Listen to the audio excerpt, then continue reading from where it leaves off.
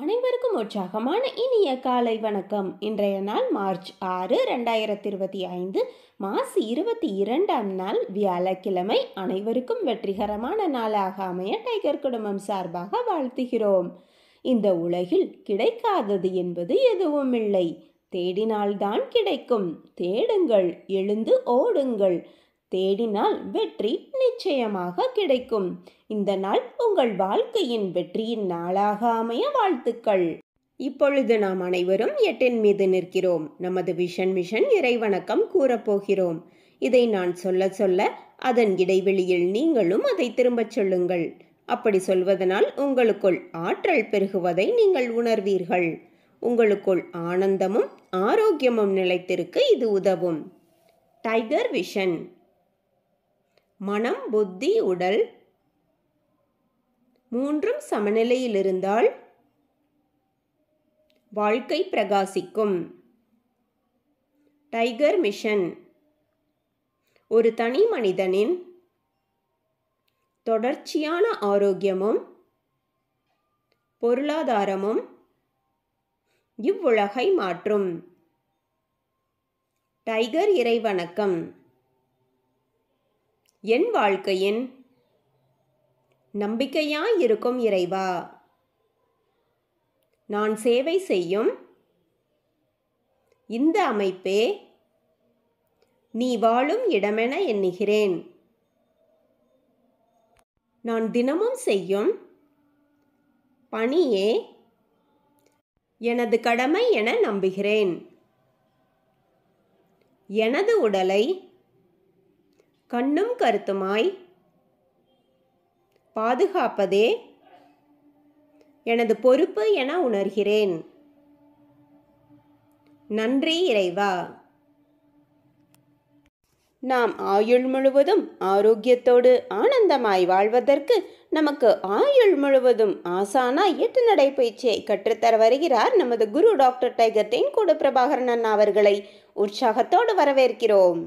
எல்லோருக்கும் இனிய காலை வணக்கம். இந்த அற்புதமான காலை வேளையில் 9 மூட்டுகளையும் அசையக்கூடிய அற்புதமான பயிற்சிகளை முடிச்சுட்டு 27 முறை சூப்பர் பிரெயின் யோகா அப்படின்னு சொல்லக்கூடிய தோப்பு காரணங்களை முகம் வளர்ச்சியோட மனம் மகிழ்ச்சியோடு முடிச்சுட்டு 8 நடப்பதற்காக தயார் நிலையில் இருக்கிறோம். 8 மீது நிற்கிறோம். கிழக்கு மேற்காக நடப்பவர்கள் கிழக்கு திசையிலிருந்து மேற்கை நோக்கியும், தெற்கு வடக்காக நடப்பவர்கள் தெற்கு திசையிலிருந்து வடக்கை நோக்கியும் நமக்கான முதலடி எடுத்து வைத்து நடக்க வேண்டிய தருணம்.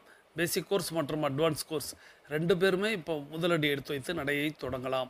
பெண்கள் அனைவரும் இடதுபுறமாகவும் ஆண்கள் அனைவரும் வலதுபுறமாகவும், அதாவது பெண்கள் லெஃப்ட் சைடிலும் ஆண்கள் ரைட் சைடிலும் முதலடி எடுத்து வைத்து நடையை தொடங்குகிறோம். நடை இயல்பாக இருக்கிறது, நடை தளர்வாக இருக்கிறது, தோள்பட்டை தளர்வாக இருக்கிறது, கழுத்து குனியாமல் இருக்கிறது, கால்கள் ஒன்றுக்கு முன்பு ஒன்று வருவது போல் நடந்து கொண்டு இருக்கிறோம். கைகள் அதன் இசைவில் அசைந்து கொண்டிருக்கிறது. சுவாசம் சீர்நிலையில் இருக்கிறது. எண்ணம் நேர்மறையாக இருக்கிறது. மனம் மகிழ்வுடனும் அமைதியுடனும் இருக்கிறது. ஒற்றை சிந்தனையாளர்கள் அத்தனை பேரும் ஒற்றுமையோடு ஒரே திசையை நோக்கி பயணித்து கொண்டிருக்கிறோம். நமது பயணம் வெற்றிகரமாக அமைய எல்லாம் உள்ள இறைவனை துணை கலைத்து கொண்டு தொடர்ந்து பயணிக்கிறோம். ஒவ்வொரு விடியலும் நமக்கு பல விஷயங்களை கற்றுத்தந்து கொண்டே இருக்கிறது. நாம் பெற்றுக்கொண்டே இருக்கிறோம். அதை வாழ்வில் பயன்படுத்தி வெற்றி கண்டு கொண்டே இருக்கிறோம். அவ்வாறாக இன்றைய விடியலும் நமக்கு பல விஷயங்களை கற்றுத்தரப்போகிறது. நாம் பெற்றுக்கொள்ளப் போகிறோம். அதை வாழ்வில் பயன்படுத்தி வெற்றி காணப் போகிறோம். ஒவ்வொரு நாளும் நமது நடையை தொடங்கும் போது நாம் பல நினைவூட்டல்களை நினைவூட்டுவது வழக்கம். அவ்வாறாக இன்றைய நினைவூட்டல்கள் நம்மளுடைய பயிற்சிகளை முயற்சிகளை தொடங்குவதற்கு முன்பாக நாம் முதலில் செய்ய வேண்டியது நமது தாயை வணங்க வேண்டும், நமது தந்தையை வணங்க வேண்டும், நமது குருமார்களை வணங்க வேண்டும், நமது இயற்கையை இறைவனை பிரபஞ்சத்தை வணங்க வேண்டும், நமது இஷ்ட தெய்வங்களை வணங்க வேண்டும், நமது மூதாதையர்கள் முன்னோர்களை வணங்க வேண்டும். அவர்களிடம் நன்றி கூறி அவர்களிடம் அருளாசி பெற்று நமது பயிற்சிகளை முயற்சிகளை தொடங்க வேண்டும். இவ்வாறாக தொடங்கக்கூடிய அத்தனை முயற்சிகளும் பயிற்சிகளும் வெற்றியில் நிறைவடையும் என்பதை மனதில் நினைத்து ஒவ்வொரு நாளும் இந்த செயலை செய்து தொடங்க வேண்டும். தொடர்ந்து 2 டம்ளர் வெதுவெதுப்பான நீர் பருகி நமது பயிற்சிகளை தொடங்கி இருக்க வேண்டும். நமக்கு அருகில் எப்பொழுதுமே குடிநீர் இருக்கும்படியாக பார்த்து கொள்ள வேண்டும். நமது உள்ளங்கைகளை மடக்கி பார்த்திருக்க வேண்டும். விரலின் நகங்களின் வண்ணங்களை பார்த்திருக்க வேண்டும். சுவாசத்தை சோதித்து பார்த்திருக்க வேண்டும். நம்மை இணைத்து வைத்தவர்களையும் நாம் இணைத்து வைத்தவர்களையும் மனதில் எண்ணி அவர்களது குடும்பம் மகிழ்ச்சியோடும் ஆரோக்கியத்தோடும் செல்வ வளங்களோடும் இருக்க வேண்டும் என்ற பிரபஞ்சத்திடம் வேண்டி இருக்க வேண்டும். தொடர்ந்து நம்மளுடைய ஆழ் மனதில் கேட்க வேண்டிய முக்கியமான முத்தான 3 கேள்விகளை நாம் கேட்டு இருக்க வேண்டும். அதற்கான பதில்களை வாங்கி இருக்க வேண்டும். முதல் கேள்வியாக, நாம் எதற்கு இப்பொழுது 8 நடை நடந்து கொண்டிருக்கிறோம்? நாம் ஏன் டைகர் குழுமத்தில் இணைந்து பயணிக்கிறோம்? மூன்றாவதாக, நாம் நமது இலக்கை நோக்கித்தான் பயணிக்கிறோமா? இந்த முத்தான முக்கிய 3 கேள்விகளை ஆழ்மனதில் கேட்டு அதற்கான விடையை பெற்றிருக்க வேண்டும். நாம் எதற்காக இப்பொழுது 8 நடை பயிற்சியை மேற்கொள்கிறோம்? நமது ஆரோக்கியத்தை பெறுவதற்காக, ஆரோக்கியத்தை மீட்டெடுப்பதற்காக, ஆரோக்கியத்தை தக்க வைப்பதற்காக, ஆரோக்கியத்தை புதுப்பிப்பதற்காக. இதில் 4ல் ஒரு பதில் நிச்சயமாக எல்லாரிடத்திலும் இருக்கும். தொடர்ந்து நம்ம ஏன் டைகர் குழுமத்தில் இணைந்து பயணிக்கிறோம்? டைகர் குழுமத்தை பற்றி நீங்கள் அறிந்தவை என்ன அப்படிங்கிறது உங்களுடைய ஆழ்மனம் சொல்லி அதற்கான பதிலை தரும். நாம் நமது இலக்கை நோக்கித்தான் பயணிக்கிறோமா அப்படிங்கிற அந்த கேள்விக்கு இலக்கு என்ன என்பது நினைவில் வந்திருக்கும். இலக்கை நோக்கி எவ்வளவு தூரம் வந்திருக்கிறோம், இன்னும் எத்தனை நாட்களில் இலக்கை அடையப் போகிறோம், எட்டிவிடும் தூரத்தில் தொட்டுவிடும் தூரத்தில் இலக்கு வந்துவிட்டது அப்படிங்கிற அந்த எண்ணம் நமக்கு வர ஆரம்பிக்கும். இலக்கை நோக்கி நம்மளுடைய அடியை எடுத்து வைக்க ஆரம்பிப்போம். இலக்கை விட்டு நாம் வேறு எங்கேனும் திசை மாறி இருந்தால், மடை மாறி இருந்தால், நம்மளுடைய கவனச்சிதறல் ஏற்பட்டிருந்தால், இப்போ நம்ம ஒருநிலைப்பட்டு இல்லை நாம் இலக்கை நோக்கி பயணிக்கலாம்னு போன பாதையை விட்டு நம்ம மீண்டும் இலக்கை நோக்கி பயணிக்கலாம். இலக்கு 8 நடை பயிற்சியில் கூடுமான வரை எல்லாருடைய இலக்கும் 2 விதத்தில் தான் இருக்கும். என்னையை பொறுத்தவரை நான் அப்படித்தான் எல்லாரிடத்திலும் எதிர்பார்க்கிறேன். இலக்குகளை டைகர் குழுமத்தில் 8 நடையில் நடக்கும் பொழுது நீங்கள் இலக்கு வைக்க வேண்டும் என்றால் அது 2 இலக்கு தான். ஒன்று உங்களுடைய ஆரோக்கியம், இன்னொன்று உங்களுடைய பொருளாதாரம். இந்த 2 இலக்குகளை தான் நீங்கள் வச்சுருக்கணும். அதன் பிறகு நீங்கள் விசுவலைசேஷனில் நீங்கள் என்ன வேண்டுமானாலும் கேட்கலாம். உங்களுடைய கல்வி சம்மந்தப்பட்டது, உங்களுடைய குடும்பம் சம்மந்தப்பட்டது, இன்னும் உங்களுக்கு என்னவெல்லாம் ஆசை இருக்கிறதோ அதையெல்லாம் நீங்கள் விசுவலைசேஷனில் பண்ணலாம். ஆனால் 8 நடை பயிற்சியில் நீங்கள் இலக்கு அப்படின்னு இப்போ நான் கேட்கும்போது இந்த இலக்கை நோக்கி தான் பயணிக்கிறோம்னு நீங்கள் ஃபிக்ஸ் பண்ணியிருந்தீங்கன்னா 2 தான் வைக்கணும். அது நம்ம ஆரோக்கியம் சம்மந்தப்பட்டது, 2 நம்மளுடைய பொருளாதாரம் சம்மந்தப்பட்டது.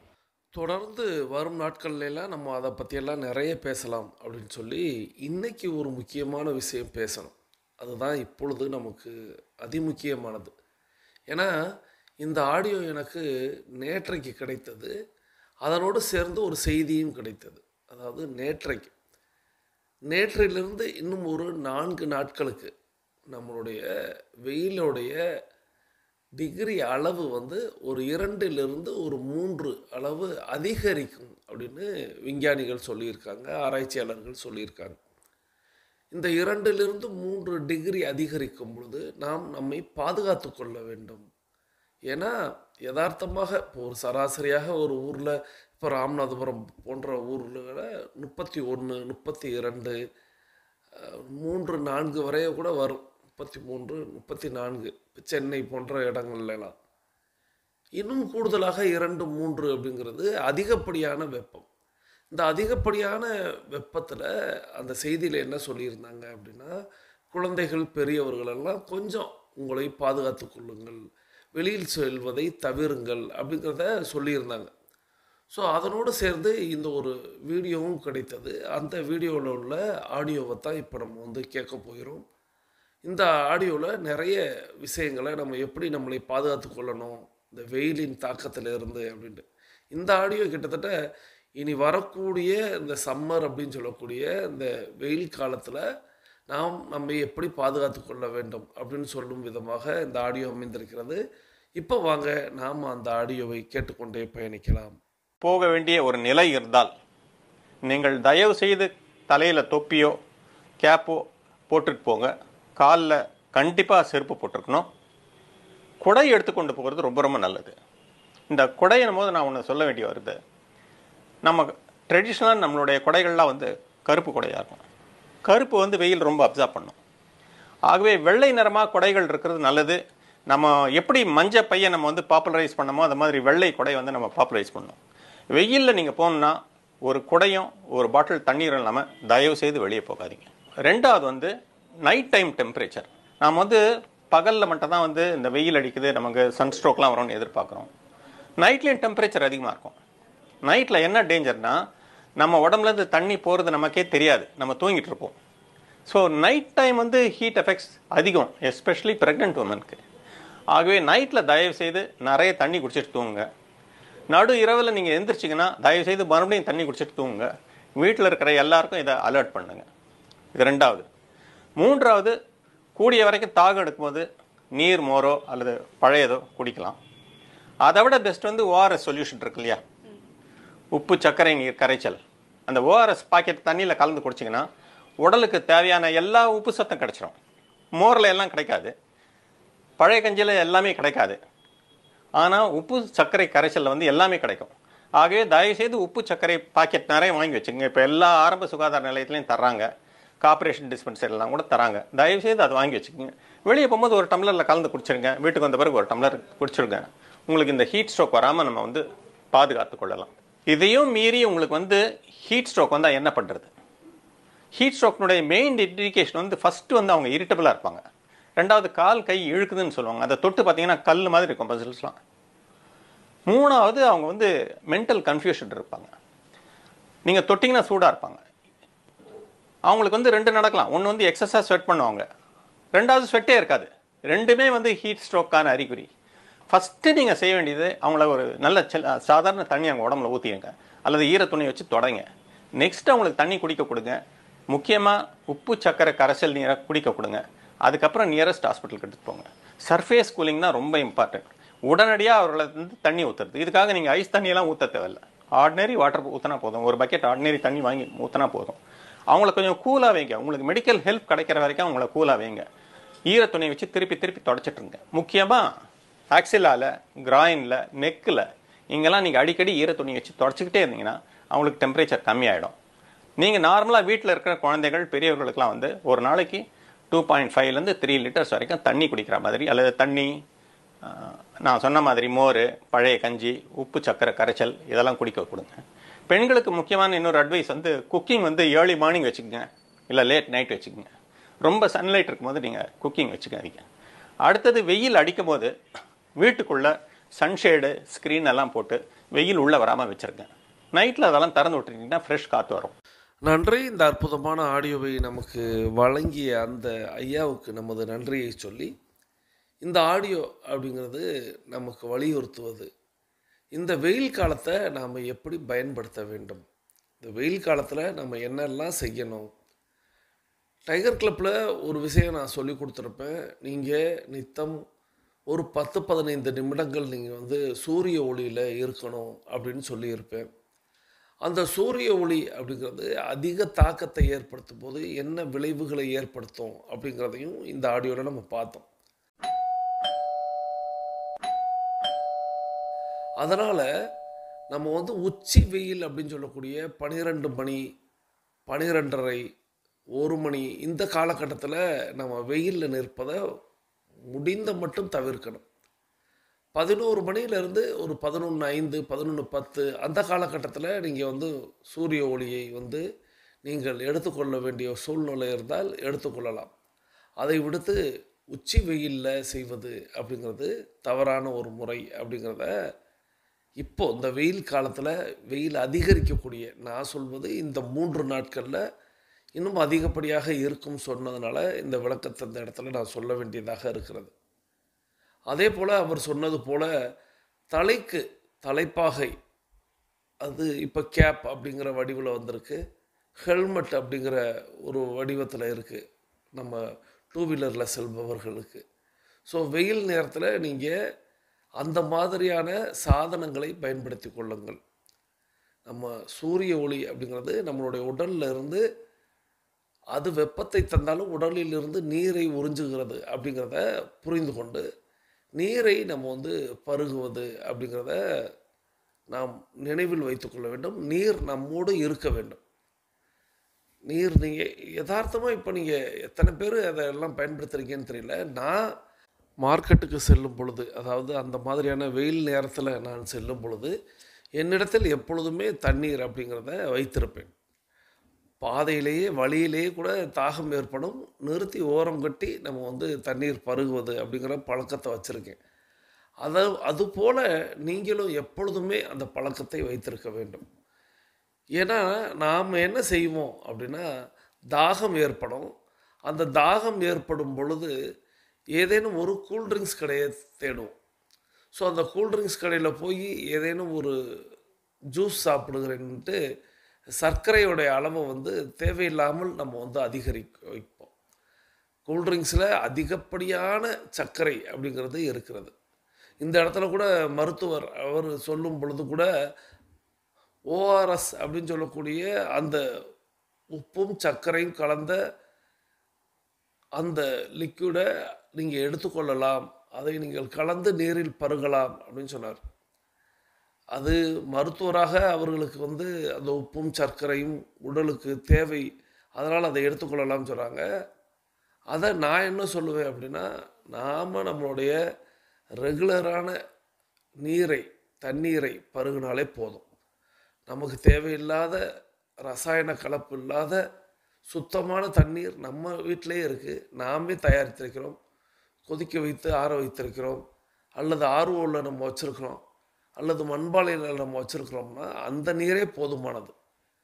டீஹைட்ரேஷன் அப்படின்னு சொல்லக்கூடிய நம்மளுடைய நீர்ச்சத்து குறைபாடு ஏற்படாமல் பார்த்து கொள்ள வேண்டியது நம்மளுடைய பொறுப்பு. அதுபோக அவர் வந்து வெண்மையான குடையை பயன்படுத்த வேண்டும் அப்படிங்கிற ஒரு பாயிண்ட் சொன்னார். அது சத்தியமான உண்மை. நாம் எல்லாருமே நம்மளுடைய மூதாதையர்கள் கருப்பு நிற குடையை பயன்படுத்தினார்கள் அப்படிங்கிறதையும் சொல்லி, கருப்பு வெப்பத்தை வந்து வெளிச்சத்தை வந்து அது வந்து வாங்கி கொள்ளும், ஏற்றுக்கொள்ளும். அப்போ உள்ளே இருக்கக்கூடிய நபருக்கு, குடையின் கீழ் இருக்கக்கூடிய நபருக்கு வெப்பம் அதிகரிக்கத்தான் செய்யும். ஆனால் நம்மளுடைய முன்னோர்கள் கண்டுபிடித்தது, கடைபிடித்தது அப்படிங்கிறது குடையை மழைக்குத்தான் பயன்படுத்தினார்கள். அப்போது மழை காலங்களில், மழை நேரங்களில் நமக்கு சற்று வெப்பமும் தேவைப்படுது அப்படிங்கிறதுனால கருப்பு நிறத்தை பயன்படுத்தினார்கள். வெயிலுக்கு நம்மளுடைய முன்னோர்கள் வந்து செல்லவே மாட்டாங்க. ஏன்னா அவங்களுடைய பனி காலம் நேரமே காலையில் ஒரு 11 மணி வரை, அதுக்கப்புறம் ஓய்வு, அதன் பிறகு மதியம் மாலைன்னு தான் அவங்க வந்து வேலையை வந்து பிரித்து வச்சுருந்தாங்க. வெயிலில் வந்து பயணிப்பது அப்படிங்கிறது நம்மளுடைய முன்னோர்களுடைய வேலையே கிடையாது. ஸோ அதனால் அவங்க வந்து வெண்மை நிற குடை அப்படின்னு ஒன்று தயாரிக்கலை அப்படிங்கிறதையும் நாம் புரிந்து கொள்ள வேண்டும். ஆனால் இப்பொழுது இந்த வெயிலுக்கு நமக்கு குடை தேவைப்படுகிறது. அந்த குடை அப்படிங்கிறது வெண்மை நிறமாக இருக்க வேண்டும் அப்படிங்கிறத அந்த ஐயா அந்த இடத்துல குறிப்பிட்டிருந்தார். ஸோ அதே போல் இரவு நேரங்களில் நம்ம தூங்கும் பொழுது இப்போது வந்து வெயில் காலம் ஜாஸ்தி ஆயிடுச்சு, இரவில் வந்து வியர்வை அப்படிங்கிறது அதிகப்படியாக சில நபர்களுக்கு வெளியேறும். அது தூக்கத்திலேயே வெளியேறும். அது தூக்கத்தில் வெளியேறும் போது மிகப்பெரிய ஆபத்து அப்படிங்கிறதையும் சொன்னார். ஸோ நாம் அந்த நீர் அப்படிங்கிறது எப்பொழுதுமே நமக்கு அருகில் இருக்கணும். அதே போல் காற்றோட்டம் நிறைந்த பகுதியாக தூங்குவதற்கு வந்து நம்ம வந்து பயன்படுத்தி கொள்ளணும். அதே போல் கொஞ்சம் அந்த அறை வந்து ஈரப்பதமாக இருப்பது போல் நம்ம பார்த்து கொள்ள வேண்டும். ஏன்னா இனி வரும் காலம், இப்போ நம்மளுக்கு வந்து மார்ச் ஸ்டார்ட் ஆகிட்டாலே அது மே ஜூன் வரை அப்படிங்கிறது நம்ம எல்லாருக்குமே தெரியும். வெப்பம் அப்படிங்கிறது அதிகரிக்கும். அதுலேயும் இந்த 3 நாட்களில், அதாவது நேற்றிலிருந்தே அப்படிங்கிறத நாம் புரிந்து கொண்டு நாம் எவ்வாறாக இருக்க வேண்டும் அப்படிங்கிறதையும், நம்மளுடைய நண்பர்கள் உறவினர்களுக்கு அதை எப்படி எடுத்து சொல்ல வேண்டும் அப்படிங்கிறதையும் நம்ம வந்து இந்த ஆடியோவின் வாயிலாக தெரிந்து கொண்டோம். இன்றைய ஆடியோவை நம்ம வந்து நிறைய நபர்களுக்கு அனுப்பி வைக்கலாம். அவர்களுக்கு இந்த விஷயத்தை நீங்கள் போதிக்கலாம். ஏன்னா நிறைய நேரங்களில் இந்த வெப்பத்தினால் ஏற்படக்கூடிய அந்த ஸ்ட்ரோக் அவர் சொன்னார் அல்லவா, அது நிறைய ஏற்படுவதற்கு அந்த நீர் அப்படிங்கிறது, டீஹைட்ரேஷன் அப்படிங்கிறது நடந்து விடுகிறது அப்படிங்கிறத சொல்லி அதை நம்ம வந்து அவங்களுக்கு வலியுறுத்தணும். அதன் பிறகு அவர் சொன்னார், அந்த மாதிரி தண்ணீர் குறைபாடு ஏற்பட்டுவிட்டால் சதை பகுதிகள் எல்லாம் வந்து இறுக்கமாக மாறிவிடும் அப்படிங்கிறத சொன்னார். ஸோ அதை வந்து நம்ம எப்படி பயன்படுத்தி, எப்படி முதலுதவி செய்து அதன் பிறகு மருத்துவமனைக்கு செல்லணும் அப்படிங்கிறது வரை அந்த ஆடியோவில் நம்ம கேட்டோம். ஸோ இதையெல்லாம் நாம் வந்து நம்மளுடைய குழந்தைகளுக்கு முதல்ல கற்றுக் கொடுக்கணும், புரிய வைக்கணும். தண்ணீருடைய தேவையை நம்ம வந்து உணர வைக்கணும். ஸோ தண்ணீர் பருகுதலை அவர்களுக்கு நம்ம எடுத்து சொல்லணும். அதே போல் மற்ற விஷயங்களை, வெண்மையான குடை ஏன் பிடிக்க வேண்டும் அப்படிங்கிறதும், தலைக்கு தலைப்பாகை அல்லது தொப்பி அல்லது ஹெல்மெட் இவைகளை ஏன் பயன்படுத்த வேண்டும் அப்படிங்கிறதும், நீர் அப்படி அந்த தேவைகளை எப்படி நம்ம வந்து உப்பும் சர்க்கரையும் கலந்து சாப்பிட வேண்டும் அப்படிங்கிறதையெல்லாம் நம்ம வந்து குழந்தைகள்லேருந்து நம்ம வீட்டு பெரியவங்கள்லேருந்து நம்மளுடைய நண்பர்கள் உறவினர்கள்லேருந்து எல்லாருக்கும் நம்ம வந்து இதை எடுத்து செல்லணும், சொல்லணும். அதன் வாயிலாக எல்லோரும் மாறணும் அப்படிங்கிறத இந்த ஆடியோவின் வாயிலாக கற்றுக்கொண்டோம். இந்த அற்புதமான செய்தி உலக மக்களுக்கு அறிவித்த அந்த ஐயாவுக்கும் நமது நன்றியை சொல்லி, இந்த மாதிரியான ஆடியோக்கள் எல்லாம் நிச்சயமாக நீங்களும் கேள்விப்படுவீங்க, நிறைய ஃபார்வர்ட் பண்ணுவீங்க. இந்த மாதிரி அன்றைய தேவைக்கு அந்த நாட்களுக்கு அதிமுக்கியமான செய்தியாக இருந்தால் நீங்கள் உங்களுடைய ஆடியோவிலேயே அந்த விஷயத்தை நீங்கள் அனுப்பி வைக்கும் பொழுது நீங்கள் குறிப்பிடலாம், இது முக்கியமான ஒரு விஷயம், இந்த வாரத்திற்கு இது தேவை, இப்பொழுது நீங்கள் ஒளிபரப்பினால் சரியாக இருக்கும்னு நீங்கள் வந்து அந்த கருத்தையும் கூடுதலாக பதிவிட்டு நீங்கள் அனுப்புனீங்க அப்படின்னா, ஏன்னா நம்ம கேட்கக்கூடிய எல்லா ஆடியோக்களும் எல்லா வீடியோக்களும் வாழ்க்கைக்கு தேவையானதாக இருக்கும். ஒரு கதையாக இருக்கலாம், ஒரு மருத்துவ குறிப்பாக இருக்கலாம், ஒரு தன்னம்பிக்கை பேச்சாக இருக்கலாம், ஒரு புத்தகமாக இருக்கலாம், இப்படி பல்வேறு வடிவத்தில் இருக்கும். அதையெல்லாம் நம்ம எப்பொழுது வேண்டுமானாலும் கேட்டுக்கொள்ளலாம். ஆக அவங்க ஆடியோவை வந்து அந்த வடிவத்திலே அவங்க வந்து ரெடி பண்ணி வச்சுக்கிட்டே வருவாங்க. ஆனால் இந்த மாதிரியான இந்த சூழ்நிலையில் இந்த காலகட்டத்தில் இப்பொழுது அப்படின்னு தேவைப்படக்கூடிய செய்தியாக இருந்துச்சு அப்படின்னா, நீங்கள் அதை நம்ம சகோதரி டைகர் அகிலா கோபிநாத் நீங்கள் அவங்களுக்கு அனுப்பும் பொழுது அந்த செய்தியும் சேர்த்து சொல்லிடுங்க. இது அதிமுக்கியமானது, விரைவாக ஒளிபரப்பப்பட வேண்டியது, ஸோ இதை கேளுங்கள்னு நீங்கள் சொல்லிட்டீங்கன்னா அவங்க நிச்சயமாக அதை அன்றே கேட்டு அது இந்த வடிவில் ஏன்னா நான் இந்த ஆடியோவை இன்றைக்கி கொடுக்கும் பொழுது கூட ஆஹா இந்த ஆடியோவை நேற்றே நம்ம கொடுத்துருக்கணுமே அப்படிங்கிற மாதிரி என்ன தோன்றியது. நேற்றைக்கு நான் வந்து உங்களுக்கு ஆடியோ கொடுத்துட்டேன், அதுக்கப்புறம் தான் இந்த ஆடியோ வருது, அப்போ இன்றைக்கி தான் என்னால் கொடுக்க முடியும். இருப்பினும் எனக்கு தோன்றுகிறது அல்லவா, நேற்றைய ஒரு நாள் அப்படிங்கிறது தோன்றுகிறது அல்லவா, அது மாதிரி நீங்கள் சில பல இனிமேல் நிறைய ஆடியோக்கள் இந்த மாதிரிலாம் கேட்பீங்க. ஸோ இந்த மாதிரியான விஷயங்களை நம்ம வந்து நிறைய பேருக்கு கொண்டு போய் சேர்க்கணும். அதுதான் டைகர் கிளப்பில் இருக்கக்கூடிய அத்தனை பேருக்கும் இருக்க வேண்டிய குணாதிசயம். யான் பெற்ற இன்பம் பெருக இவ்வையகம் அப்படிங்கிற அந்த குணாதிசயம் எல்லார்கிட்டையும் இருக்கணும். ஸோ எனக்கு கிடைச்சது எல்லாருக்கும் கிடைக்கணும் அப்படிங்கிற அந்த எண்ணம் மட்டும் நீங்கள் வளர்த்து கொண்டே வாருங்கள். நிச்சயமாக வாழ்வில் வந்து ஒரு மிகப்பெரிய உயரத்தை அடைவீர்கள். நீங்கள் செய்யக்கூடிய பணியிலோ தொழிலிலோ நீங்கள் வந்து ஒரு மிகப்பெரிய வெற்றியாளராக இருப்பீர்கள். இந்த குணம் மட்டும் உங்களிடத்தில் இருக்கணும். அது எல்லாருக்கும் இருக்குது. யாரெல்லாம் ஆடியோ வழங்கி கொண்டிருக்கிறார்களோ, யாரெல்லாம் நண்பர்களுக்கு இதை அறிமுகப்படுத்தி கொண்டிருக்கிறார்களோ, யாரெல்லாம் உறவினர்களுக்கும் பெற்றோர்களுக்கும் குழந்தைகளுக்கும் சகோதர சகோதரிகளுக்கும் நண்பர்களுக்கும் டைகர் கிளப்பை வந்து அறிமுகப்படுத்தி அவர்களை இணைத்து வைக்கிறார்களோ அவர்களுக்கெல்லாம் அந்த குணம் வந்துடுச்சு அப்படிங்கிறது தான் என்னுடைய எண்ணமாக இருக்கிறது.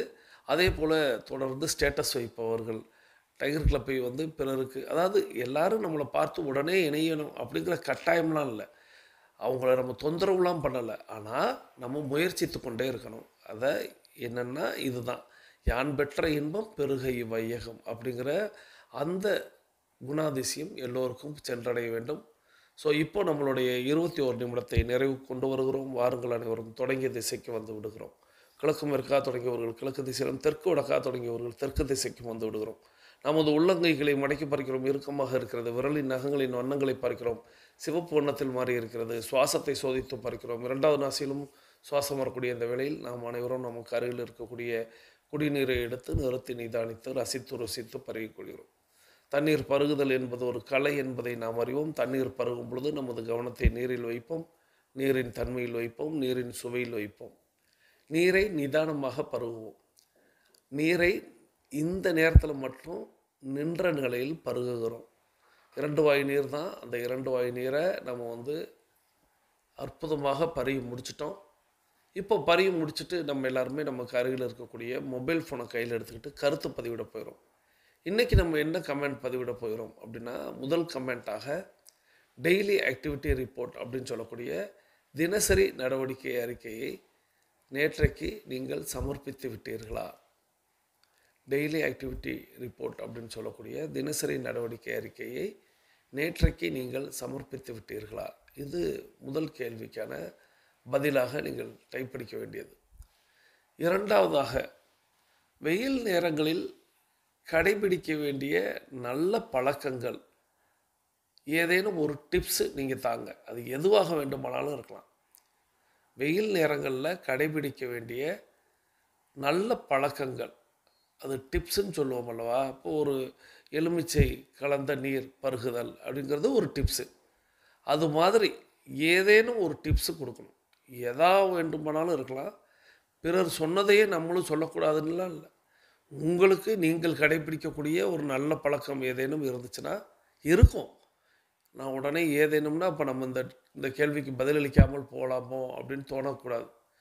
உங்கள் சார்பில் ஒரு டிப்ஸ் இன்றைக்கி நீங்கள் தர்றீங்க. வெயில் நேரங்களில் கடைபிடிக்க வேண்டிய நல்ல பழக்கங்கள், அது 1 2 கூட இருக்கலாம், தவறொன்றுமில்லை. ஸோ இதுதான் 2வது கேள்வி. 3வது அப்படிங்கிறது வாழ்க நலத்துடன் வாழ்க வளத்துடன். இந்த ஸ்லோகனை டைப் பண்ணிங்க. மீண்டும் நான் சொல்கிறேன், நிறைய பேர் இந்த இடத்துல இந்த வார்த்தைகளை கொஞ்சம் தவறாக நீங்கள் எழுதுகிறீர்கள். அதற்காக தான் நான் ஒவ்வொரு நாளும் இதை கொஞ்சம் அழுத்தி சொல்கிறேன். வாழ்க நலத்துடன் வாழ்க வளத்துடன். நல்லா நான் சொல்கிறத கொஞ்சம் கூர்ந்து கவனிங்க. நிறைய பேர் எனக்கு தெரிஞ்சு தவறு பண்ணுறீங்க. நீங்கள் அப்போ கவனிக்கலைன்னு எனக்கு தோணுது. வாழ்க நலத்துடன் வாழ்க வளத்துடன். இதுதான் 3வதாக நீங்கள் சொல்ல வேண்டிய ஸ்லோகன். இந்த 3ஐயும் டைப் படித்துவிட்டு பேசிக் கோர்ஸில் இருக்கக்கூடிய சகோதர சகோதரிகள் நீங்கள் அஃபர்மேஷன் விசுவலைசேஷன் செய்துட்டு மீதம் இருக்கக்கூடிய ஆடியோவை கேட்க வாங்க. உங்களுக்கு எங்களுடைய வாழ்த்துக்கள். உங்களுடைய அஃபர்மேஷன் விசுவலைசேஷன் வெற்றி பெற எங்களுடைய வாழ்த்துக்கள். தொடர்ந்து அட்வான்ஸ் கோர்ஸில் இருக்கக்கூடிய 42 நிமிட நடைக்காரர்களுக்கான அடுத்த சுற்று தொடங்குகிறது. இப்பொழுது ஆண்கள் அனைவரும் இடதுபுறமாகவும் பெண்கள் அனைவரும் வலதுபுறமாகவும், அதாவது ஆண்கள் லெஃப்ட் சைடிலும் பெண்கள் ரைட் சைடிலும் முதலடி எடுத்து வைத்து நடையை தொடங்குகிறோம். நடை இயல்பாக இருக்கிறது, நடை தளர்வாக இருக்கிறது, தோள்பட்டை தளர்வாக இருக்கிறது, கழுத்து குனியாமல் இருக்கிறது, கால்கள் ஒன்றுக்கு முன்பு ஒன்று வருவது போல் நடந்து கொண்டிருக்கிறோம், கைகள் அதன் இசைவில் அசைந்து கொண்டிருக்கிறது, சுவாசம் சீர்நிலையில் இருக்கிறது, எண்ணம் நேர்மறையாக இருக்கிறது, மனம் மகிழ்வுடனும் அமைதியுடனும் இருக்கிறது. ஒற்றை சிந்தனையாளர்கள் அத்தனை பேரும் ஒற்றுமையோடு ஒரே திசையை நோக்கி பயணித்துக் கொண்டிருக்கிறோம். நமது பயணம் வெற்றிகரமாக அமைய எல்லாம் வல்ல இறைவனை துணை கலைத்து கொண்டு தொடர்ந்து பயணிக்கிறோம். தொடர்ந்து நம்ம இப்பொழுது ஒரு கதை கேட்க போகிறோம். இந்த அற்புதமான கதையை நமக்கு தேர்வு செய்து அனுப்பி வைத்திருப்பவர் சகோதரி அம்மா டைகர் விஜயலட்சுமி ஃப்ரம் தஞ்சாவூர். அவர்களது குடும்பம் மகிழ்ச்சியோடும் ஆரோக்கியத்தோடும் செல்வ வளங்களோடும் இருப்பதற்கு எல்லாம் வல்ல இயற்கை இறைவன் பிரபஞ்சம் துணை நிற்க வேண்டும். அவர்கள் எண்ணியதெல்லாம் நடக்க வேண்டும், கேட்டதெல்லாம் கிடைக்க வேண்டும். அவர்களது குடும்பத்தில் ஆரோக்கியம் நிலைத்திருக்க வேண்டும், ஆனந்தம் நிலைத்திருக்க வேண்டும். அவர்களுடைய பொருளாதாரம் உயர்ந்து கொண்டே இருக்க வேண்டும். அவர்களது பணி சிறந்து விளங்க வேண்டும். அவர்களது பணி பிறர் பாராட்டும்படியாக அமைய வேண்டும். அதை எல்லாம் வல்ல இயற்கை இறைவன் பிரபஞ்சம் அவர்களுக்கு வழங்க வேண்டும் என்று என்னுடைய வேண்டுதல்களையும் வாழ்த்துக்களையும் தெரிவித்துக் கொள்கிறேன்.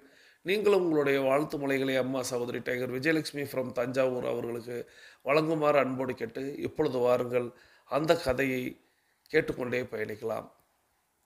ஒரு ஏழை குடும்பத்தில் பிறந்த சிறுவன் தன்னுடைய குடும்ப சூழ்நிலை காரணமாக தனது பள்ளி படிப்பை பாதியிலேயே கைவிட்டான். அவனது தந்தையோ ஒரு கூலி தொழிலாளி. அவருடைய வருமானம் மிகவும் குறைவு என்பதால் வீட்டில் வறுமை தாண்டவமாடியது. ஒருவேளை சாப்பாட்டை கூட திருப்தியாக சாப்பிட முடியாத நிலைமை. தனது குடும்ப சூழ்நிலையை நினைத்து கவலைப்பட்ட அந்த சிறுவன் தானும் ஒரு வேலைக்கு சென்று சம்பாதிக்க வேண்டும் என முடிவு செய்தான். பிறகு வீட்டிலிருந்து கிளம்பி வேலை தேடுவதற்காக வெளியே கிளம்பினான். எத்தனையோ இடம் ஏறி இறங்கியும் அவனுக்கு எந்த ஒரு வேலையும் கிடைக்கவில்லை. பல நாட்களாக அங்கும் இங்கும் அலைந்து திரிந்தும் வேலை கிடைக்காததால் மிகவும் மன விரக்தியுடன் இருந்தான். ஒரு நாள் வேலை தேடி சென்று கொண்டிருந்த போது அவனுக்கு சரியான பசி மயக்கம். கண்கள் சொருகின, கால்கள் நடக்க முடியாமல் தடுமாறின. அப்போது அங்கு நாடக கொட்டகை ஒன்று இருந்தது. அதனுடைய வாசலில் போய் அமர்ந்து கொண்டான் அந்த சிறுவன். அந்த நாடக கொட்டகையில் தினமும் நாடகம் நடக்கும். நாடகத்தை பார்க்க பெரிய பணக்காரர்களும் செல்வந்தர்களும் குதிரை வண்டியில் வருவார்கள். அப்போது குதிரை வண்டியில் பணக்காரர் ஒருவர் வந்தார். குதிரை வண்டியை நாடக கொட்டகையின் வெளியே நிறுத்திவிட்டு குதிரையை அங்கு கட்டினார். அப்போது வாசலில் அமர்ந்திருந்த சிறுவனை பார்த்த அவர், "டேய் தம்பி, இங்கே கட்டிவிட்டு போகும் குதிரைகள் அவ்வப்போது காணாமல் போகின்றன. நீ எனது குதிரையையும் வண்டியையும் பார்த்து கொள்கிறாயா? நான் திரும்ப வரும்போது உனக்கு காசு தருகிறேன் என்றார். பசியால் வாடிய அந்த சிறுவனும் உடனே சரி என்று சொல்லிவிட்டு ஆர்வமாக புதுவித தெம்புடன் எழுந்தான். பிறகு நாடகம் முடிந்து வெளியே வந்த பணக்காரர் இங்கே நிற்பது தன் குதிரைதானா என்று சந்தேகம் வந்துவிட்டது. ஏனென்றால் அந்த குதிரையை நன்கு சுத்தப்படுத்தி சேணத்தை பளபளப்பாக துடைத்து வைத்திருந்தான் அந்த சிறுவன். அதற்கு முன் அந்த குதிரையை அவ்வளவு சுத்தமாக அவரே பார்த்ததில்லை.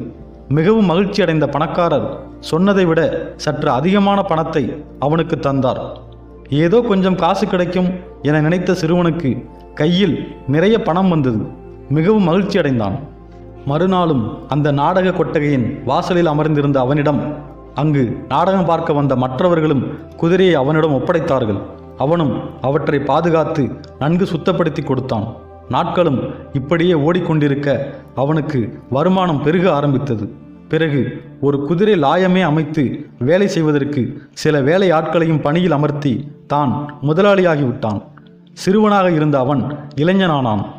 நாம் தான் நிறைய பணம் சம்பாதிக்கிறோம், முதலாளியும் ஆகிவிட்டோம் என அவன் அப்படியே இருக்கவில்லை. அந்த நாடக கொட்டகையில் தினமும் நடக்கும் நாடகங்களை வெளியில் இருந்தே அவன் கவனித்து கொண்டிருப்பான்.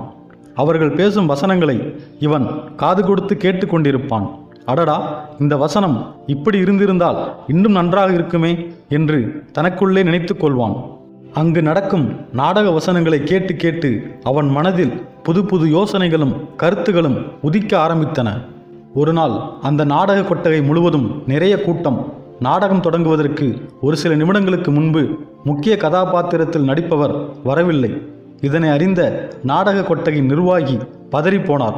என்ன செய்வதென்றே தெரியாமல் புலம்பிக் கொண்டிருந்தார். இந்த சந்தர்ப்பத்தை தனக்கு சாதமாக்கி கொண்ட அந்த இளைஞன் அந்த கதாபாத்திரத்தில் தாம் நடிப்பதாக கூறினான். வேறு வழியில்லாமல் அந்த நிர்வாகியும் அரைமனதாக சம்மதித்தார். அந்த இளைஞனுக்கு வேடம் போடப்பட்டு நாடகமும் தொடங்கியது.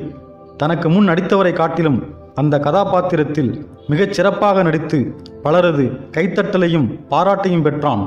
சில முக்கிய காட்சிகளில் தானே சொந்தமாக சில வசனங்களையும் பேசினான்.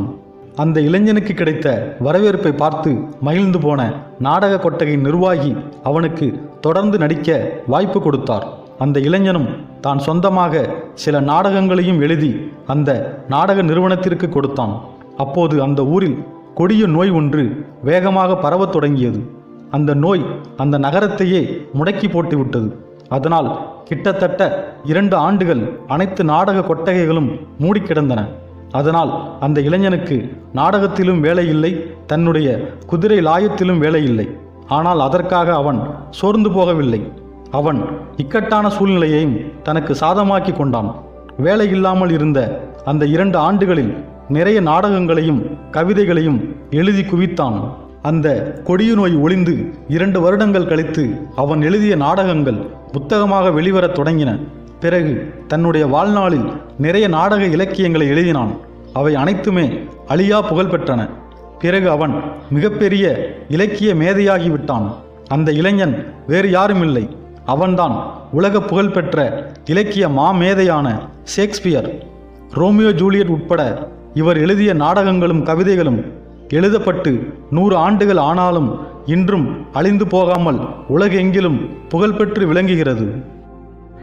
இந்த கதையிலிருந்து நாம் தெரிந்து கொள்ள வேண்டிய முக்கியமான விஷயம் என்னவென்றால், நாமும் வாழ்க்கையில் முன்னேறுவதற்கு நமக்கான வாய்ப்பு கிடைக்காமலா போய்விடும் என்று காத்து கொண்டு இருக்காமல் கிடைக்கும் வாய்ப்புகளை சரியாக பயன்படுத்தி முன்னேறி செல்ல வேண்டும். அந்த வாய்ப்புக்கான சரியான திறமையோ அறிவோ இல்லாவிட்டாலும் தன்னம்பிக்கையோடு இறங்கி விடாமுயற்சியுடன் செயல்பட்டால் அந்த வாய்ப்பு நமக்கு நாம் எதிர்பாராத வெகுமதிகளை அள்ளி கொடுக்கும். நன்றி. இந்த அற்புதமான ஆடியோவை நமக்கு தேர்வு செய்து அனுப்பி வைத்த அம்மா சகோதரி டைகர் விஜயலட்சுமி ஃப்ரம் தஞ்சாவூர் அவர்கள் அவரது குடும்பம் மகிழ்ச்சியோடும் ஆரோக்கியத்தோடும் செல்வ வளங்களோடும் இருப்பதற்கு எல்லாம் வல்ல இயற்கை இறைவன் பிரபஞ்சத்தை வேண்டி தொடர்ந்து நம்ம இன்னைக்கு கேட்ட கதை அப்படிங்கிறது ஷேக்ஸ்பியர் அவர்களுடைய உண்மை கதை, அவங்க வாழ்க்கை கதை அப்படிங்கிறத நம்ம பார்த்தோம். ஸோ சிறுவனாக ஏழை சிறுவனாக இருக்கிறாங்க, படிப்பை தொடர முடியலை, பசி அப்படிங்கிற ஒரு சூழல் வரும்பொழுது ஒரு நாடக கொட்டகை அருகே அமர்ந்து விடுகிறார்கள். ஸோ நாடக கொட்டகைக்கு வரக்கூடிய செல்வந்தர்கள், பணக்காரர்கள், குதிரை வண்டியில் வருபவர்கள். அப்படி வந்து ஒரு நபர் வந்து இந்த சிறுவனிடத்தில் சொல்கிறாரு, இந்த குதிரையை பார்த்துக்கோ, ஏன்னா நாடகம் முடிஞ்சு வர்றவங்கள நிறைய பேர் குதிரையை திருடி செல்கிறார்கள், நீ பார்த்துக்கோ, நான் உனக்கு வந்து பணம் தர்றேன் அப்படின்னு சொல்கிறாரு. அந்த ஏழை சிறுவனுக்கு, பசியில் வாடும் சிறுவனுக்கு பணம் தேவைப்படுகிறது. இப்போது அந்த பெரியவர், அந்த பணக்காரர், அந்த வசதியானவர் நாடகம் பார்த்துட்டு வெளியில் வர்றாரு. வந்து பார்த்தா அவருடைய குதிரை தானா அப்படின்னு ஆச்சரியப்படும் அளவுக்கு குதிரை பளபளப்பாக கழுவி துடைக்க குளிப்பாட்டி வைக்கப்பட்டிருக்கிறது. அவருக்கு படு ஆச்சரியம். பணம் கொடுக்கிறார். இந்த ஏழை சிறுவன் ஏதோ பணம் கிடைக்கும்னு எண்ணி பார்த்தால் அதை விட அதிக பணமாக இருக்கிறது. இதையே தொடர்ந்து செய்யலாம் அப்படின்ட்டு நாடக கொட்டகை அருகே உட்கார்ந்து வரும் பணக்காரர்களிடத்தில் குதிரையை பார்த்து கொள்ளக்கூடிய பணியை செய்து பணம் பெறுகிறார். அப்படியே அதில் இருந்து விடக்கூடாது, அடுத்த ஸ்டெப் போகலாம் அப்படிங்கிற மாதிரி ஒரு முன்னேற்றத்தை நோக்கி நகருகிறார் அப்படின்னு கதையை சொன்னாங்க. ஸோ அதுக்கப்புறம் அந்த நாடக கொட்டகைக்கு வெளியிலே இருந்து அந்த நாடகத்தின் வசனங்களை எல்லாம் கேட்டுக்கொண்டிருக்க, இதை இப்படி பேசியிருக்கலாம், அப்படி பேசியிருக்கலாம் என்று அந்த குழந்தைக்கு, அந்த சிறுவனுக்கு அடுத்து அந்த நாடகத்தின் வசனங்கள் அவருக்கு பிடிபட ஆரம்பிக்கிறது. ஒரு நாள் ஒரு சூழலில் கூட்டம் அதிகரித்து கொண்டிருக்கக்கூடிய சூழ்நிலையில் நாடகத்தில் ஒரு முக்கியமான கதாபாத்திரம் வர முடியாத ஒரு சூழல் ஏற்படுகிறது. அப்பொழுது இந்த இளைஞனாக இருந்த அந்த சிறுவனாக இருந்த அந்த இளைஞனாக மாறிய அந்த ஷேக்ஸ்பியர் அவர்கள் தானே அந்த வசனத்தைகளை பேசுவதாக சொல்லி, நடிப்பதாக சொல்லி அந்த நாடகத்தின் உரிமையாளரிடத்தில் சொல்லும் பொழுது அவர்களுக்கு பெரிய ஆச்சரியம். இருப்பினும் முயற்சித்து பார்ப்போம் அப்படின்னு, ஏன்னா வேறு வழியே இல்லை, அந்த சூழலில் முயற்சிக்கிறாங்க. ஸோ அதுலேயும் அவர் ஒரு பெரிய கலைஞர் அப்படிங்கிறத நிரூபிக்கிறாரு. அப்புறம் அதுலேயும் நல்ல வருமானம் வருகிறது. அதனோடு நின்று விடாமல் ஒரு சூழல் வருகிறது, ஒரு பெருந்தொற்று வருகிறது, நோய் ஏற்படுகிறது. ஸோ மக்கள் எல்லாம் வந்து கூடக்கூடாதுன்னு தடை பண்ணுகிறாங்க. ஸோ நாடகங்கள் அப்படிங்கிறது ஒரு 2 ஆண்டுகளுக்கு நிறுத்தி வைக்கப்படுகிறது. இப்பொழுதும் அந்த சூழ்நிலையை அவர் எப்படி கையாண்டார் அப்படிங்கிறதையும், அவர் அந்த ஓய்வு காலங்களில் அதை எழுத்தாக மாற்றினார். கதைகளை எழுத ஆரம்பித்தார், கவிதைகளை எழுத ஆரம்பித்தார், கட்டுரைகளை எழுத ஆரம்பித்தார். அதன் வாயிலாக நிறைய நாடகங்கள் எழுதி மிகப்பெரிய வெற்றியை கண்டார்.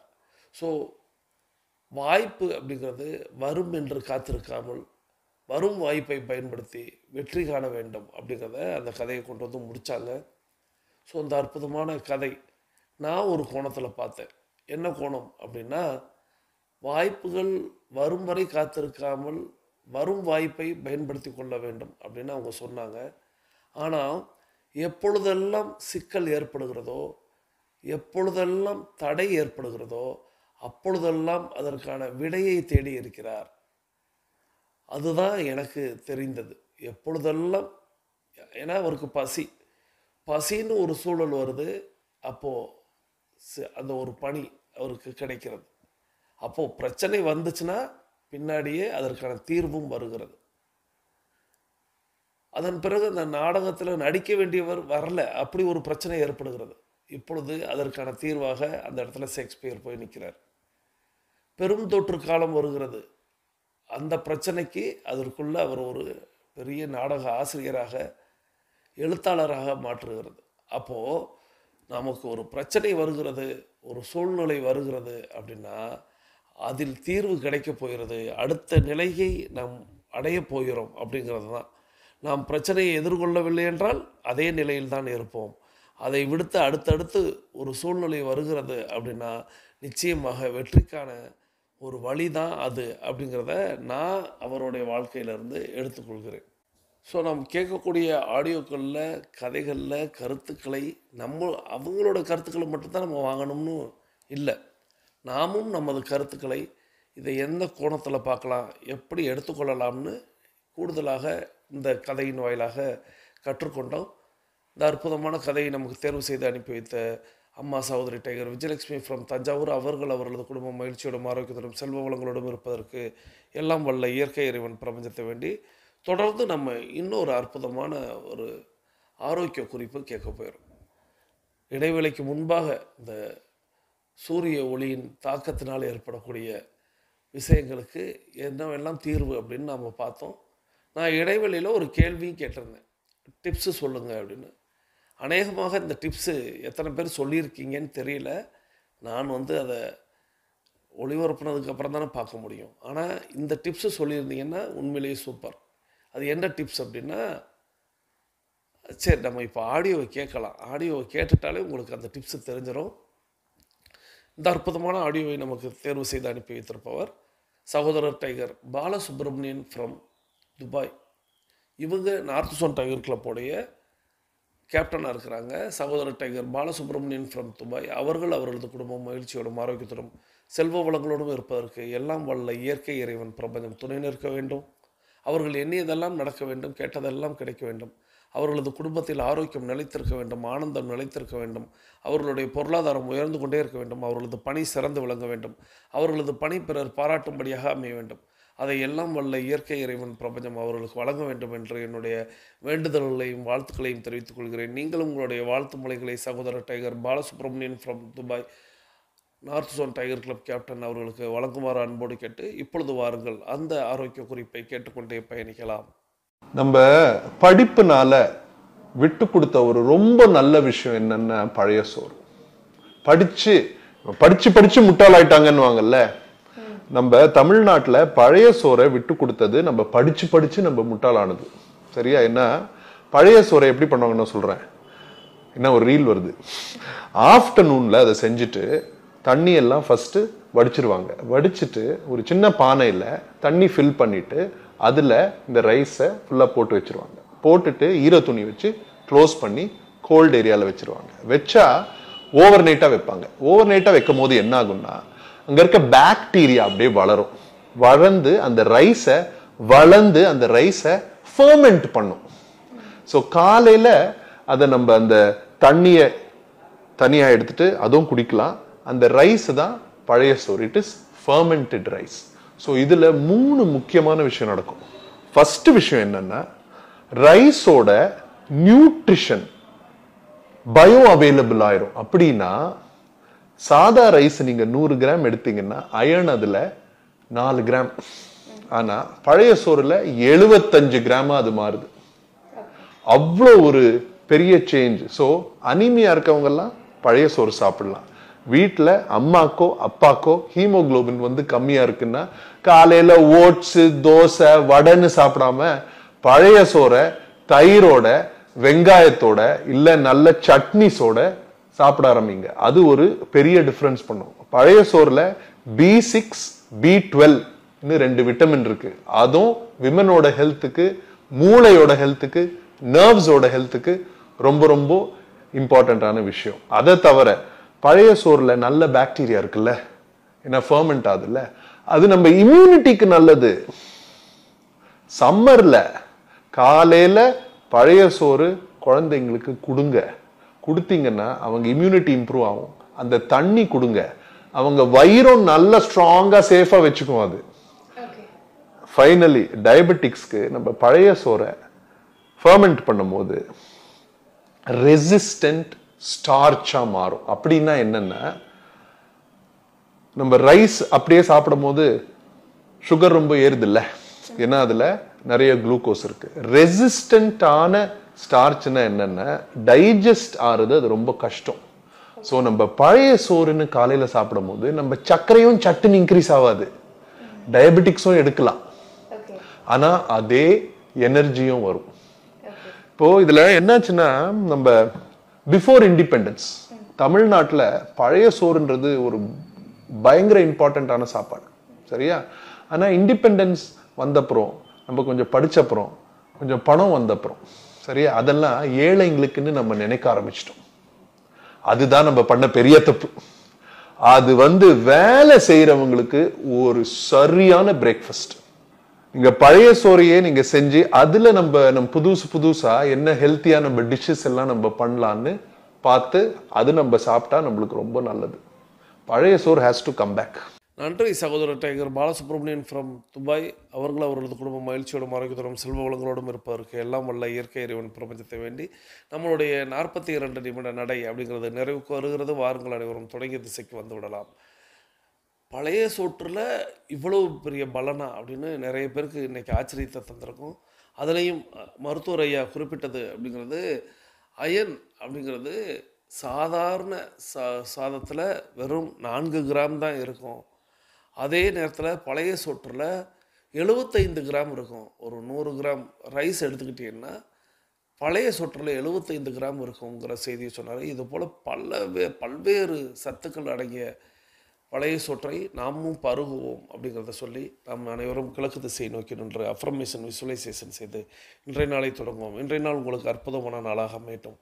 இன்றைய நாளில் தாங்கள் தங்களது குடும்பம் மகிழ்ச்சியோடும் ஆரோக்கியத்தோடும் செல்வ வளங்களோடும் இருப்பதற்கு எல்லாம் வல்ல இயற்கை இறைவன் பிரபஞ்சத்தை வேண்டி மீண்டும் சந்திப்போம், கலந்து சிந்திப்போம். வாழ்க நலத்துடன், வாழ்க வளத்துடன். நன்றி.